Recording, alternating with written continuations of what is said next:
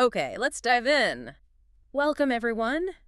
Today we're taking a close look at an online store called Charmfay.com, Right. It pops up offering all sorts of clothes and even something called satyrs. which, yeah, we figure probably means sweaters, maybe lost in translation somewhere. Could be. That translation itself is maybe a tiny, tiny little flag. But, our goal here was to look past typos. We focused on an independent report, really zeroing in on the technical side to figure out if this site is, well, legit. And we should probably just get straight to the big finding, the thing that really frames this whole discussion.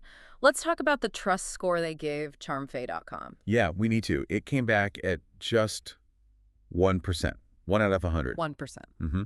The review itself called that very low. Right. Which honestly feels like a bit of an understatement for a score of 1. Okay, 1%. But how, I mean, the source mentioned they checked 40 different elements. 40, yeah. 40 different points. So how does anything score just 1%? Does that mean like 39 things failed completely? What exactly were they checking?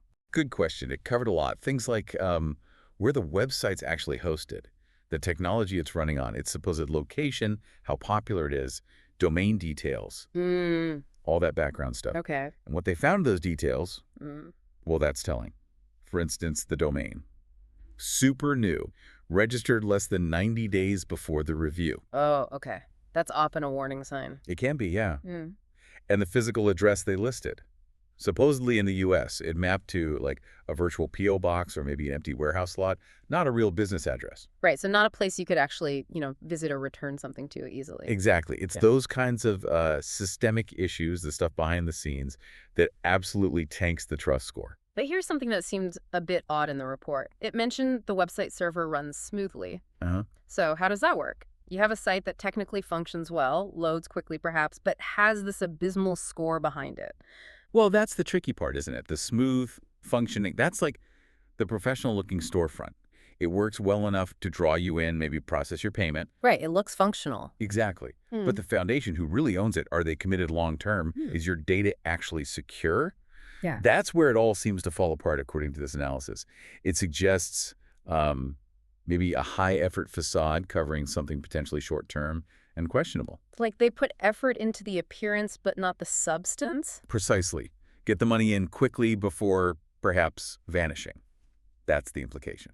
So if the data points to this, 1% score, why did the source report end on a slightly, ambiguous note?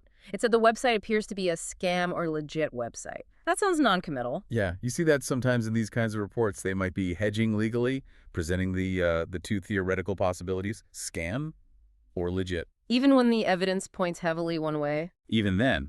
But, when you put that phrase next to a 1% trust rating based on 40 checks, the implication is pretty clear. It reads like a very strong warning, even with that careful wording. Okay, so let's boil this down for everyone listening. If you're browsing online, maybe looking for a deal on clothes. Or satyrs. Right, or sweaters. Yeah. The main takeaway here seems to be, if a deep analysis spits out a trust score of 1%, you really need to hit pause. Doesn't matter how nice the website looks or how good the prices seem. Extreme caution is definitely the word. And that brings us to the final piece of advice from the original report. Which was? Basically, even with all this tech data, this score, you, the user, still need to do your own homework, your own manual research. So the tech flags the big problems, but the final call is yours. Exactly. The data gives you that huge red flag, that 1% warning, but you still need to do that final bit of checking yourself. Which makes you think, given all those technical checks, those 40 elements that flagged this site, how much manual research, like digging for real customer reviews or verifying addresses, are we actually ready to do when we see a deal online that looks almost too good to pass up? That's the question, isn't it? Yeah. Something to definitely consider next time you're hovering over that buy now button on a site you don't quite know.